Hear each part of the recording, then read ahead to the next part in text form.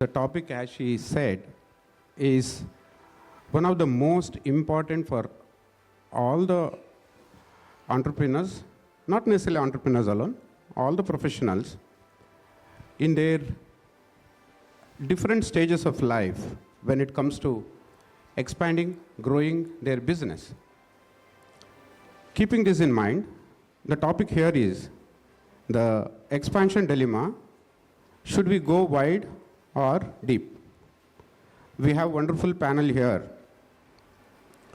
Panel members are themselves an experience to share that is more than enough for all the global audience to understand what it takes to build the companies, the pain points, and their practical field level experience.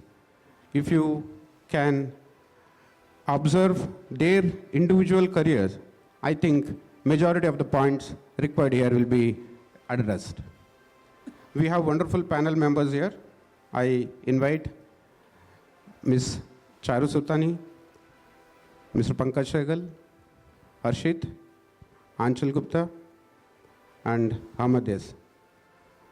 Before we get into the subjects, I would like all my team members to introduce themselves, and then we will continue. Harshit. Hello everyone, good afternoon one and all. I'm CA Harshit KS, a chartered accountant from Bangalore, India. So I'm founder and CEO of Vibhuti Corporate Advisory Consultants LLP, so which is basically a financial advisory services firm, including taxation, accounting, legal, and other consulting services.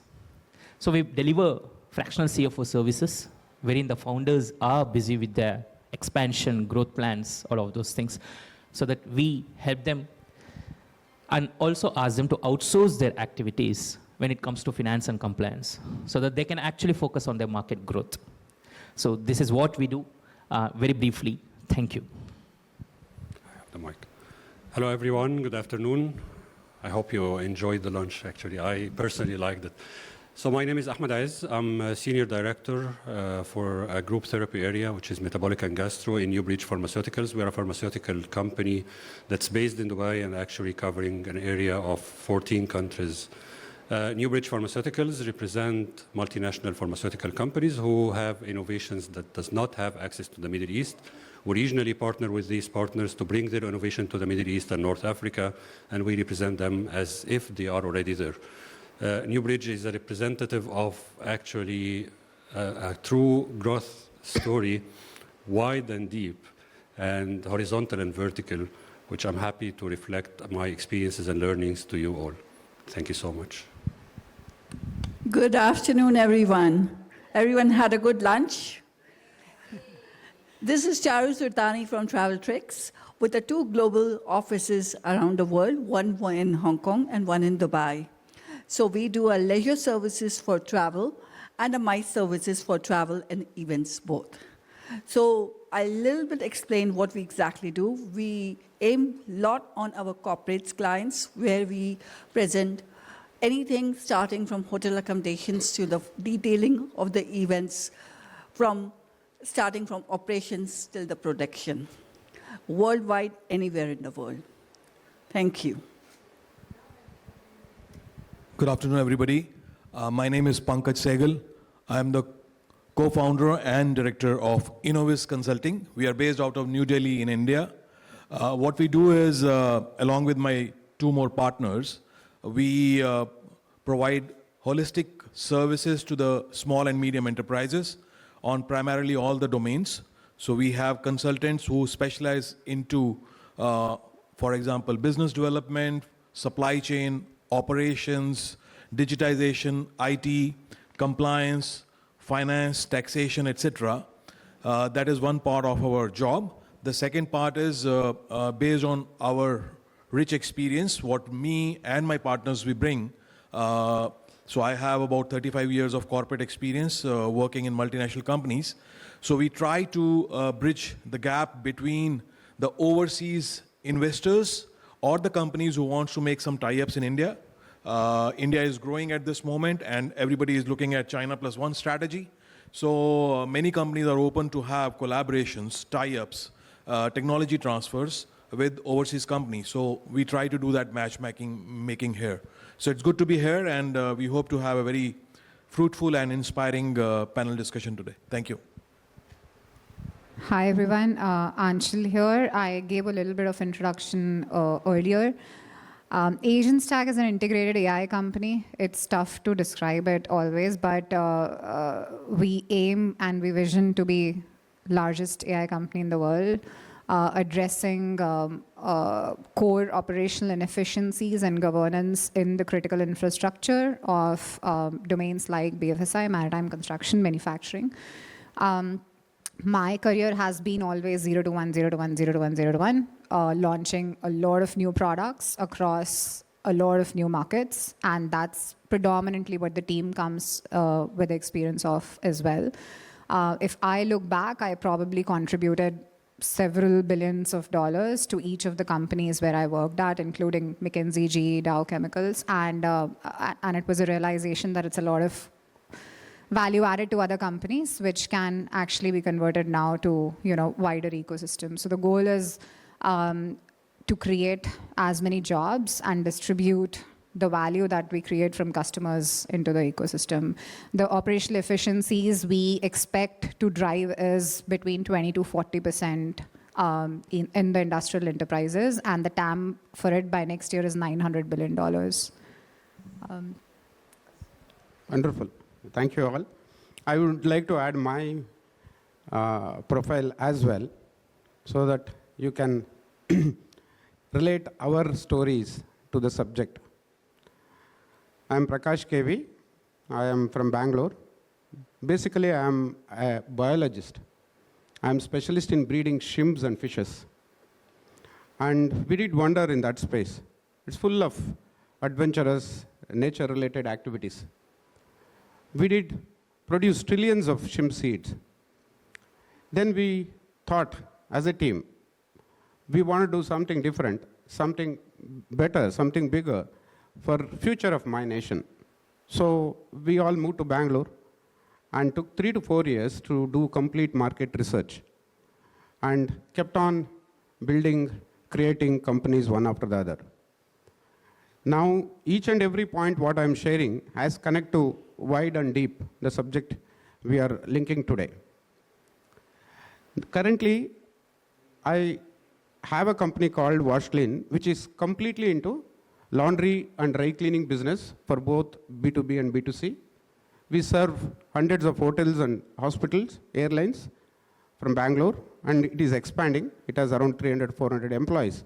It is 100% from biologists who doesn't know anything about the mainstream business, and we have different verticals there. One, which is into healthcare, connecting only to hospitals, more than 50 hospitals, which is into airlines, majority of the airlines we do serve, which is into retail. You can see the department, and which is into hotels as well. And we kept on adding linen rental business. We kept on expanding that further. It is about Wash Clean. The next company which I am going to talk is about Tigreen, which I am representing here, and I am recognized by founders group for the contribution we have made on Tigreen, the company what she mentioned, Adachi Swipe Green Private Limited. It's totally different. We have worked on creating something which I would always say that it's a miracle solution for complete recovery of water at industrial scale for global level. It is again our own patent. We took 10, 12 years to arrive at the technology and started manufacturing them on our own and own company and formed a different board. So you can see again there is a lot of change in the field. Still, it is something required for the domain. I'm also into manufacturing machines. I'm also completely into end-to-end agri-space, most challenging one, agri-space. So diversification and expansion has different layers altogether. So as a promoter, as an investor, as an employee, as a CEO, as a department head, as a marketing executive, so everyone has their own experience and background to look at deep or wide, and why is it? Is it genuinely required? Or it is just for the sake of increasing the top line and bottom line? Or it is there is a demand for that?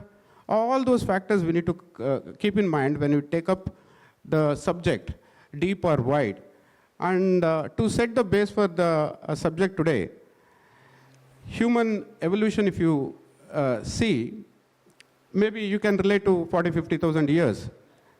Humans were only eat and reproduce. That was the only primary objective. Of late, based on the civilization, maybe you can relate to 15,000, 20,000 years. It became food, shelter, and joy. The joy is an expansion or whatever added. That joy has made last few thousand years to completely civilize and go for changing the entire domains of different varieties for the human beings to get civilized. In this context, if you see, today we are connecting to commercial world. In that again, last 200 years if you connect, every 50 years it is evolving, things are changing. Earlier it was revolution, then it became manufacturing, and then textile, and now we have come to digital space. So revolution is happening. So keeping all these things in mind, when we get into wide or deep, the time zone and the need and genuine effort, whether it is to benefit the people or it is just for the sake of expanding and growing and making money out of it. All these points we need to keep when we look at expanding the business. With this context, I would like to start with my first question, where I request all the panel members to share their views. When should a company think of going wide instead of deep in a given segment? Continuation of that, what strategic points should one consider while deciding the expansion strategies? I think Ashit can start. So, Thank you, Prakash. So basically, any business, when it comes into picture, when it comes into existence, the objective primarily happens to be profitability. So in addition to profitability, other things start getting accumulated.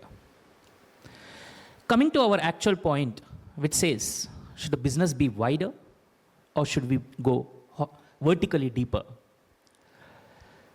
At the time of start, so typically when the founders or basically any person, any businessman will have to be open-minded. In order to set a right objective, in order to identify what is available in this platform. It could be various multiple options, alternatives. Let's say myself coming from a finance consulting industry. Finance is a broader term. It includes taxes, it includes finance, it includes accounting, it includes forecasting, budgeting, fundraising, valuation, multiple things. Now, what exactly suits me? What is an ideal for me? What is my key strength? Until and unless we explore those, we would not be able to identify. So it takes time, it takes experience. It takes certain tenure to digest the way we are contributing. That is when it comes. So starting wider, then identifying, focusing upon a particular aspect, then getting into deeper. So this would be one of the perspectives. Obviously, there are various other perspectives. From a service industry point of view, from a consulting point of view, I would typically feel that. So this is wherein we can actually add much value. Thank you. Thank you so much for paving the way for my answer. Actually, it's either going deeper or wider, it's a decision of going. So as long as the business owner and founder does need to go, does need to go and grow, then a decision out of both could be done. There's no model answer for this decision, actually. It depends on the economics, whether the economics of scale, so I can grow deeper and deeper. Growth is up and deeper is down, but it depends on the economies of scale of this business.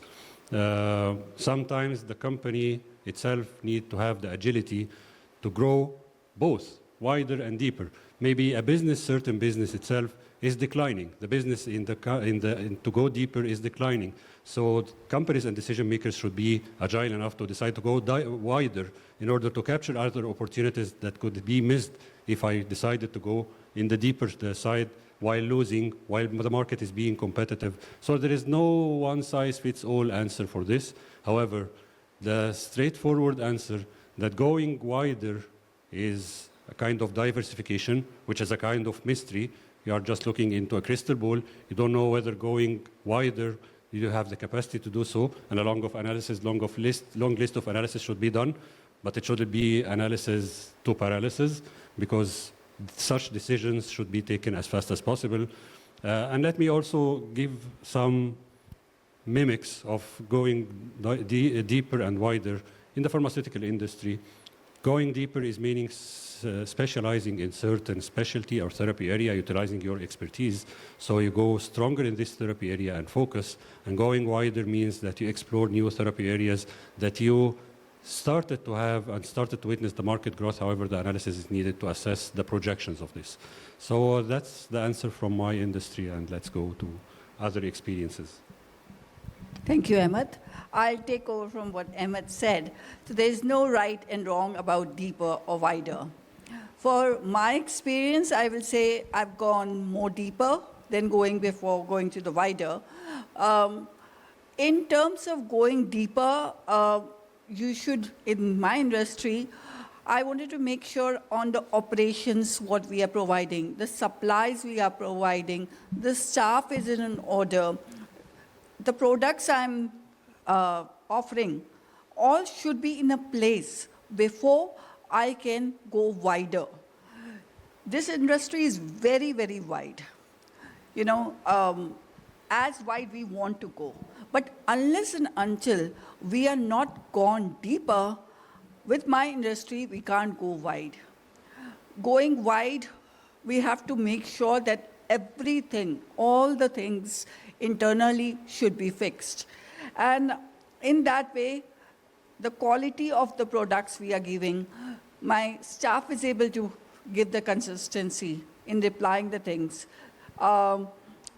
Innovation is in place. All these things need to be in a place to go wider. For me, going deeper is more important than going wider.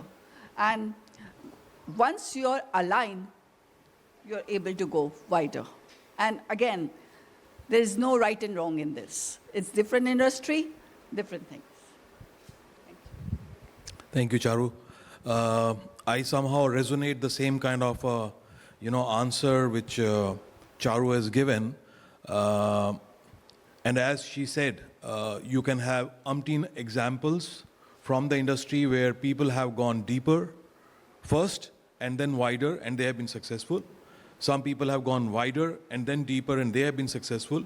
Some people have remained at the same level of either deeper or wider, and they still have been successful. There are various examples. Food delivery apps like Zomato and all, they have gone first deeper and then wider. Airbnb went wide from the very first day, So various examples are there. So there is nothing right and wrong, but my personal preference definitely resonates with what Charu said. I personally would like somebody who is a founder, who is a creator, who is getting into the business for the first time, to first specialize into one particular domain, one particular area, have that affinity with the customers where they start appreciating your brand, your services, and once you have, attained that particular level of optimized cost, your, customer acquisition cost is very, very optimized, it is not increasing, and at the same time you are seeing that there are various other corresponding areas within the same similar domain which are existing and which are showing some growth. At that time, you can take a decision that maybe now I need to scale up. And one of the dilemma also for founders is to get investments. And investors primarily feel that we need to have a strategy with all the founders about how you will scale. So I think it has to be the courage of the founder to sometimes say no, that this is what I want. I want to first, have expertise and the complete, market holding of what I'm doing now. And once the time comes appropriate, then I will start venturing into other areas. That's what I feel. Hi, so great inputs. I'll start with very real world example. I've always worked with companies which went deeper and wider both. I started with Cloudflare, which is a security company. When it had 3 products and was only in US, I was one of the first person in Asia, took it to 10 different markets, and by the time I left, it had 40 products. Same with my next stint, and same with all the previous stints. It's important to go well into one domain and go as fast as possible to as many customers as possible, which is what Amazon did really well, and then got into AWS. Similarly, for AgentStack, there are a lot of opportunities today that we can go into, and there are customers who are asking for 100 different offerings, which we can, but sticking to risk, because risk is global, fraud are global across the domains, and that's what I know can scale the fastest. I didn't define that, customers defined that. I just listened to customers. What was said the most number of times with highest margin, I picked that up, and I was like, let's go fastest on that, which is what Cloudflare did with CDN offering, and today they own 30% of the internet. If Cloudflare goes down, half of our websites are down every day. Started with performance, but then security is where the margin comes. CDN was a 30% margin, security was 90% margin. How you build on top of CDN and sell security, that was the next thing. What sells under security? When I took it to Japan, it was zero trust. That's what the market understood. They didn't understand rest of the security and web application firewalls, etc. But Australia understood WAF, India understood something else, and Korea understood something else. And it was again repetitive trial of marketing as well as listening to customers on what is getting fastest traction. So listen to customers is how the wider in depth, in my view, works out. But before expanding into the largest markets like Japan, Korea, Germany, which are the big ones after US, US is homogeneous, everything else is heterogeneous, and it needs language and a lot more investment. The best way is to think of the best collaborators who can help go wider. So in my last company, we actually collaborated with DMG Mori in Japan and launched a completely new offering with them with a $10 million deal. So they take it to the market with a new offering, which was not a product which was built till then. So deep, wide, at the end of the day, the right customer and partner, what defines into the right market is what we need to listen to, is my view. Wonderful. All are $1 million experiences. So each and every input given by all the panel members are enough for a big debate on management subject. My next question is for Harshit and Ahmad together. Others also can add value in case you want to add. How to think of the cost and resource structure while deciding on their strategy. I repeat, how to think of the cost and resource structure while deciding on their strategies. The pattern that generally follows in a business is more like a cyclic. We start off, let's say, if somebody starts deep, then they go wide, once again enter into deep, again wide, focus on certain aspects, which again goes into deep, once again wide. So the cyclic pattern should also be in such a way that it is actually yielding some benefit. Now when I talk about benefit, it is basically, which is apt to the question that you asked. It is your cost optimization. So an appropriate trigger which reduces the cost as much as possible.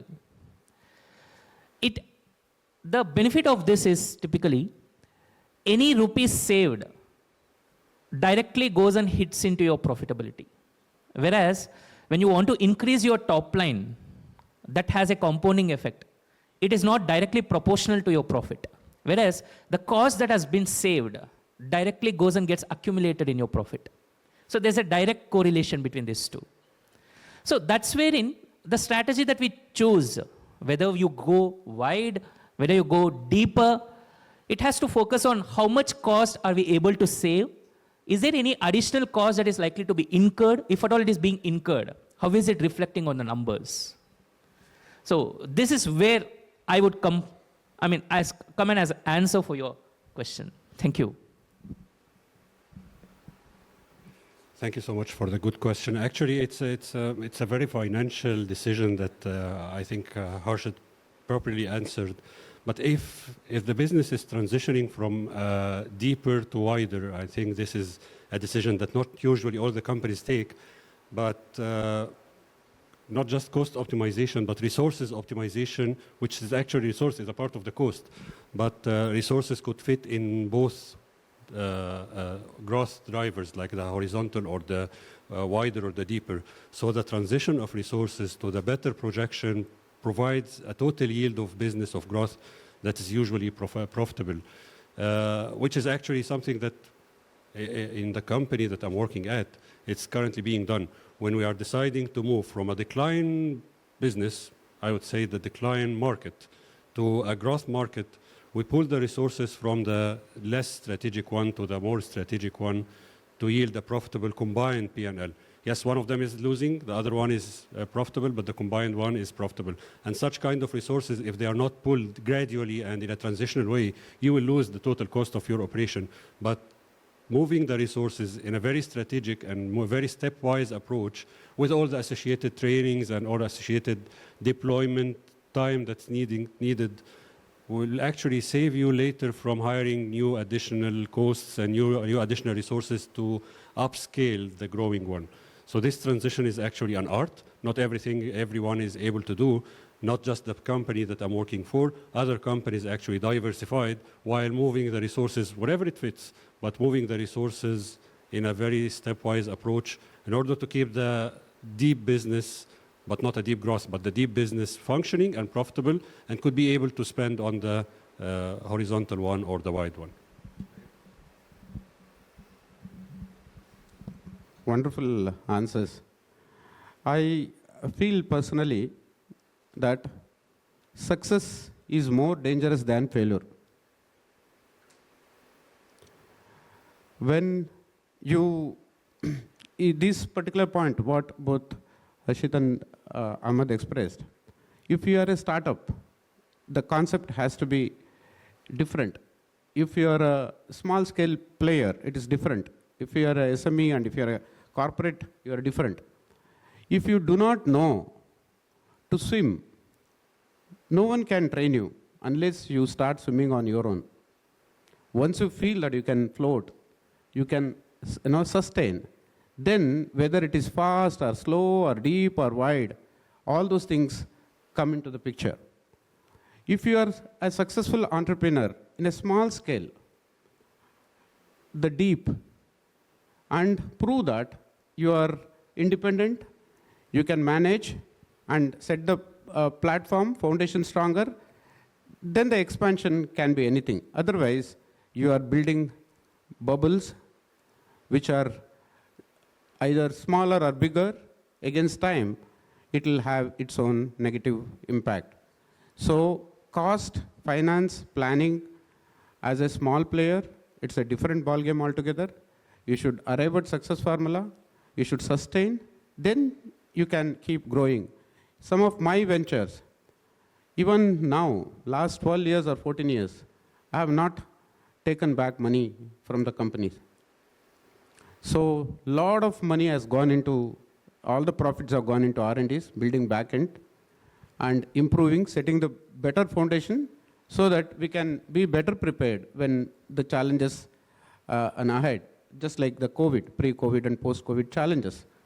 So cost and strategy has to be inculcated in such a way that if you are a small, successful player, who control all the departments yourselves, whether it is HR or finance or inventory or market, when you have completeness, then the beauty of your future is good.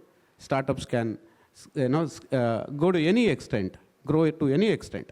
So thank you very much. I think, Charu, if in case you can share one point on this, is it about the managing the cost and strategy in your experience? Is there any points you wanted to share?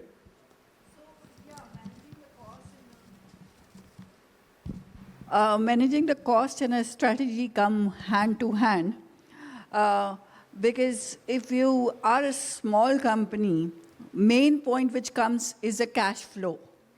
If you're not able to manage the cash flow, then it is not possible. So every time you do need to look at the cost, the cash flow, and put the strategies together. I would just emphasize on this point more deeper. Small companies, normally they say 90% of the companies fail within the first 6 years. And if the strategies are not put in the place and the cash flow is not properly put in an organic way, it will not go right and it will fail. So these are the two segments which need to be taken care by the smaller companies. Very true, very true. So now it is up to us to think deep or wide, what is more important before we give thought on further expansion. Pankaj, you want to share something on this? Anchal, No, I think most of the points have already been covered. Just wanted to emphasize one point. Most of the startups or most of the companies, why do they fail? We all know about the history of startups. 90-95% fail within the very first year. I think the focus initially has to be on the quality of the product which you deliver. That is very important because that is going to, have the customer retention with you. And once you have those, loyal customers, once you have built a brand, once you have created an image of your company in the market, I think that's where you start optimizing your cost. And as Harshit said, the cost has to be the main criteria. Initially, I think capturing the market is important, but I think that is the second step of scaling the operations later. First, you have to start making money. And cash flow is definitely, cash is the king, no doubt about that.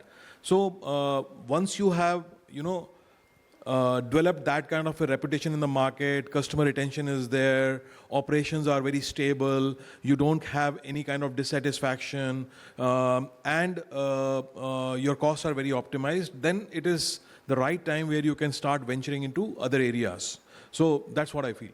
Very true, very true.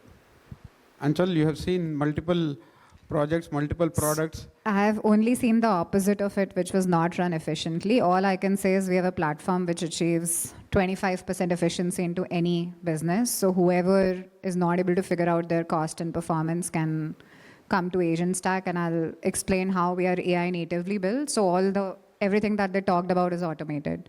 And that's the future, and Netflix and Warner Bros. Deals tells us that the future is for digital first companies. Whether you go wide or deep doesn't matter, but whoever is digital first will go the fastest.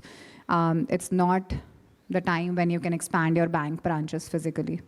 True. It's a time of fintech. So be efficient first. Efficiency, yes, wonderful point. Overall, that is the one which decides the future of each and every organization. Very true. Ahmed, can you give us some examples of these strategies deployed successfully? And I request even Pankaj to share. Please. So in the pharmaceutical industry, I think we can witness the success of Mounjaro across the globe in the weight loss. This is a company that's Eli Lilly that decided to go into the metabolic domain and spin off all the focus across other therapy areas. So that's a success story on how to grow deeper. And they are now developing more molecules in order to... Mounjaro, it's Mounjaro. This is a product that is very successful in inducing weight loss and losing the appetite without any efforts to do surgery to lose weight, and with the efficiency of 20% weight loss in a period of 6 months. So it's I think the third or fourth globally leading product with, I think, annual sales of $11 billion last year, during this year. And this is not usual in the pharmaceutical industry. So companies decided to go deeper. One of them is Eli Lilly in the metabolic domain. Other companies decided to go very deep in the vaccines like GSK, because they do have the technology, they do have the expertise, and they do have the partnerships with the healthcare systems that we are the preferred partners for vaccines. We are the preferred supplier for vaccines. We do have the technology of vaccines, so this is something that's cost efficient.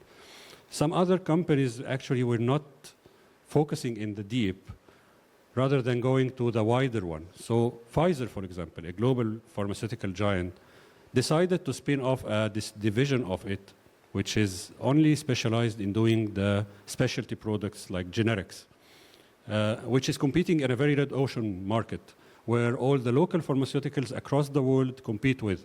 So this needs more promotional efforts, more investing in people, more investing in marketing activities. So they decided Pfizer to specialize in certain domain. One of them is also vaccine, but they spinned off the non-specialized, generically, I would say, susceptible segment to a company that's called Viatris.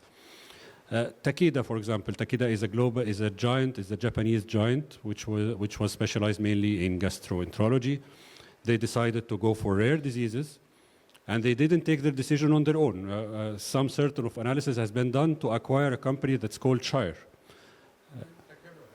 Takeda is a Japanese company. And they have launched even vaccine for dengue also, right? I'm not sure. I'm not sure. But they acquired a company that specialized in rare disease. It's called Shire. And they started to build deeper a rare disease specialty to be responsible for this and to be positioned in the minds of healthcare system to be responsible for rare disease. And why is that? Why rare diseases other than others? Because they need to invest, they need to inject more money in the research and development to come with something that's really very helpful for rare population. That's actually one in multiple thousands of the population that has this disease.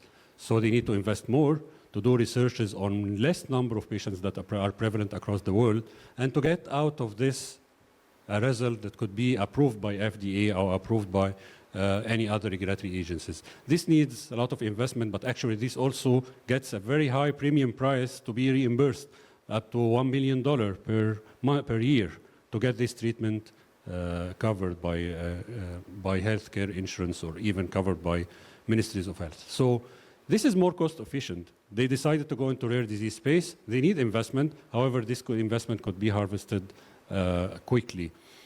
And it has its drawbacks, to be honest. The drawbacks of this is they decided to spin off certain markets, to spin off certain employees. They don't need all this manpower, and they just need to be specialized in one domain that doesn't need all this manpower that they used to operate with in the specialty. All the companies that decided to go deeper, they didn't do this on their own.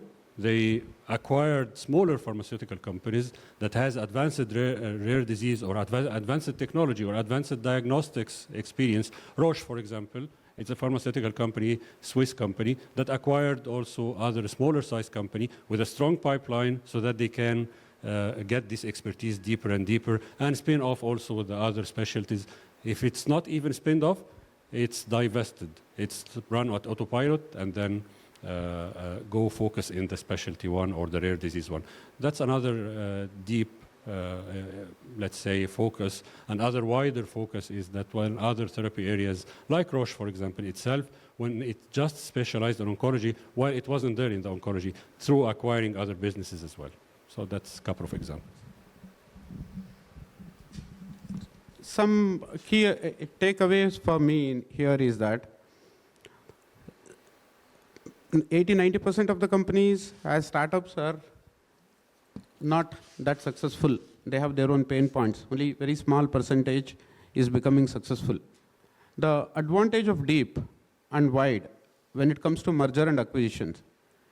If you are a small player doing justice to the domain what you have chosen, and you have gone in deep, the bigger companies have the advantage of joining you, acquiring you, and investing on you, so that there are two benefits. One, they speed up their process. Second, duplication. See, 80-90% of the companies which are not enjoying would have spent a lot of money on that. The duplication, national, international wastages can be avoided or minimized. So advantage of M&A is not just to make money out of it. It is also to connect these small and big players. So deep and wide is done by acquiring the people who have spent a lot of time and money and resources on doing research on smaller things. You have anything to say, Anchal? Yeah, so firstly, the definition of successful I've never understood, because there's a definition which VCs have made on their own. And because of my background, I get reached out to every tech founder in Asia for an offer. And many times they've come and I'm like, okay, what's your vision? I want to build the largest cybersecurity company. And I'm like, are you sure? Or you want an exit and get sold fastest in a year? And then they change. They're like, I'm okay to be sold. So it's very important to know what is your exit. Not knowing exit is where most of them fail. And that's exactly like the value add that I bring in. I'm like, wait, you first define what's your exit plan. You want to be largest security, or you want to be $5 million? Because at $5 million, I know who will acquire you, who has this gap. So read the gap and exit and be clear on exit, then there will be reduced Very true. Very failures. true. Pankaj, you have anything? No, absolutely. I think she made the right point. Every founder, and we heard this yesterday also when we were Very true. going through some of the panel discussions, every founder should have a vision about the exit strategy. Definitely, we all founders are very passionate to the product or service which we have created, but somewhere you have to let go. But that doesn't mean that that dilemma of going wider or going deeper into one particular segment remains, or it's going. It will still be there. And we saw yesterday many of the founders, they have ventured into different segments. While we said you should try out to go wider in complementary segments, right? If you are doing HR consulting and tomorrow you do supply chain consulting, for example, no correlation, for example. But there are founders who try to take risk and get into these kind of... I am an example for that. I have done all my ventures are like that only. Yeah. People used to laugh at me in the initial stage.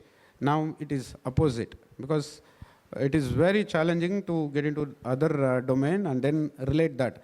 Only the founders who take the risk can feel that, enjoy that, execute that. Yeah. Very true. And actually, the innovation in whatever you are doing is really the core, is really the mantra out there, because if tomorrow you find that there are many external factors also which might encourage or motivate or compel you to try different other segments. The competitors are innovating faster than you, or the market dynamics is changing, customer preferences are changing. We saw that example of Kodak and Apple and all those things. So we have to be very mindful of what is going in the market and take strategic decisions at the right time. Very true. If you keep, studying, I think Anchal can share this. Majority of the successful, MNCs or global players, the first business what they started, and where are they now? It's totally opposite or totally different way, whether it's Amazon or Toyota or name biggies. So the deep or wide or timely, accepting the change and then working towards that and then shifting to the need-based, changes is the key for successful, future of the companies. My next question is, again, it's for Anchal and Harshit. What role does modern marketing, such as social media, AI, play in strengthening the strategies that are adopted. I think Anchal can. I think you got the question right. I'll take it very fast because this is where a lot of us will suck actually. Never thought that I would market. All I can share is that there were media outreaches for like the longest time, 6-7 months, never responded. It was like when you're doing good work, it will shine. And then there was realization that that doesn't happen. At the end of it, we started in Feb. In December, we are actually launching our CMO as a service because the learning was that if you don't market and brand yourself well, you don't command the premium and the world doesn't get to know the good work. So it's absolutely essential, but we are automating it entirely with AI. And I think we'll be able to offer the best marketing and brand in the world at 1/10x cost. Because I do believe that marketing shouldn't be the highest expenses for any company. It should be the product innovation. So that's the only thing I can say. Yeah, I just take over some points from her. When it comes to marketing, it typically places you, it positions us where exactly we are. What is the ROI that we are getting from this positioning? So based on that, typically the more you widen yourself, we get to know the platforms that are available for us. We get to leverage our strengths over there. At the same time, the choice we make to move deeper, the more the marketing, the more the better it is. So obviously, fortunately, marketing plays a role which typically everybody is into it. Like as a founder, many of us know we ourselves do marketing, we do HR, we do finance. It's all round work is what we do. Gradually when we grow, that's when we start delegating things. So marketing plays a role. In fact, marketing helps us to even identify whether have we widened enough? Is it time for us to go deeper? Or have we moved so deep enough? Now it's time to expand, start moving wide. So it has a mutual benefit, both for us as well as the industry we serve. Thank you. You want to share something on this? Because you can think of natural marketing, whatever you have done with the building the company, what you have struggled till now without using extra whatever outside effort. You can share your own story on that. Building the network. Basically, I want to just highlight two things over here. So some believe in a marketing and some believe in branding. So I will say for my thing, I have always believed more in a branding, since I'm dealing more with a B2B, where the branding and the personal branding has come in more than the marketing for me. This is just my personal experience. Super. The last question for Pankaj is, have you seen startups, SMEs, corporates fail by going wide too early? What were the what were the red flags? Before you take this, I think one personal approach I wanted to share. Any growth in any domain, it should not be at the cost of nature. We all are talking about sustainability, carbon credit, all those things. But any expansion, whether it is wide or deep, it should have correction, prevention, and cure points in mind when it comes to the natural, whatever environmental points are considered. Here, what is happening, last 50, 60 years, we have damaged the nature, what it took thousands of years earlier. As founders, entrepreneurs, there are hardly people appreciate, acknowledge, respect that. But let's not get carried away by that. There has to be an element of improvement, correction, prevention, and cure.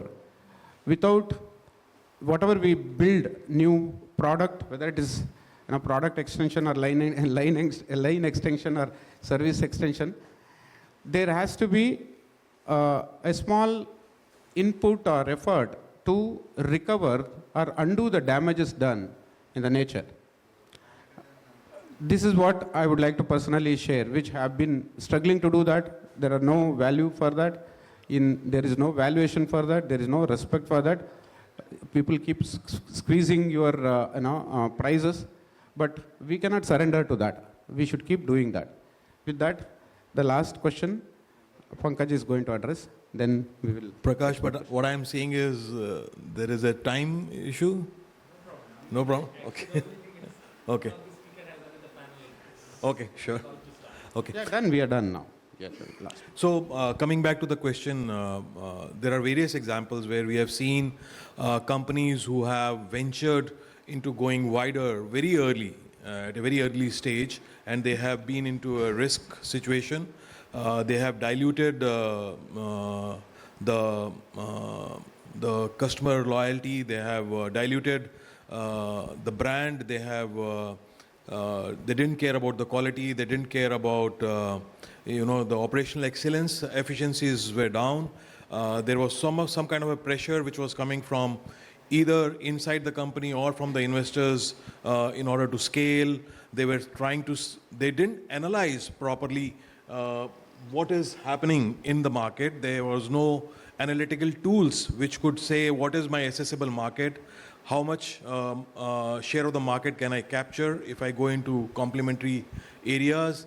And because of all this, the companies ventured too early into the stage before the brand was established. And the customers start getting confused because on one side you have a brand which is not established, customers which are unhappy, for example, and at the same time you start venturing into other areas and then you are bound to collapse.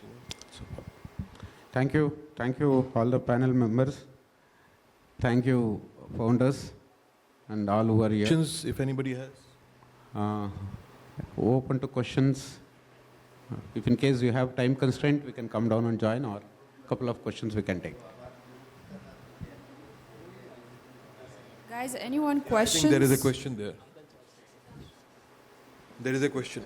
There is a question. Yes, There is sir. a mic in the middle. If you could please approach that. Yeah, it's just here. Yeah.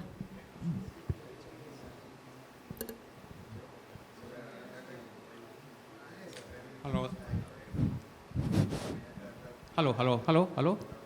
Yeah, we can hear you. Okay. Thank you very much, the panelists. It has been very wonderful. I just wanted to contribute one thing. There was a lot of talk on the cash flow strategies. So just a small contribution from me. I have an ebook which is found on my website, which talks about strategies on cash flow for all businesses, startups, and up to the top. If you can, those who have got my card, you can scan it, and it will take you to the website. And on the website, there's a book which is free for everyone, whoever has got my card. You can download that one, and you can read about the strategies of how to create cash flow in your business. That's all. Thank you very much. Have a good, wonderful day. Okay, thank you. Thank you so much. There is Thank one you. more Thank question. you so much. Come in the next question. Yeah, thank you. Charuji, small question. How many enterprises in Hong Kong and how many enterprises in Dubai are there totally, and what percentage of market share you have? Shall we go to ChatGPT or something, or you guys know by the memory? How many enterprises in Hong Kong and? Dubai. Dubai. What is the market percentage approximately you have? Uh, I don't think. Market percentage of Hong Kong is 70 and Dubai is 30. Still, I would say a market percentage of Hong Kong is higher as of being a financial sector. So you know you have to grow in Dubai actually. Yeah. Thank you so much. I know that Mr. Ahmed has to run. You're free to run if you want to go, so you will not stay for pictures. Any more questions? Anyone? No more questions. Okay. Thank you so much for our moderator and the panelists. Round of applause. Thank you.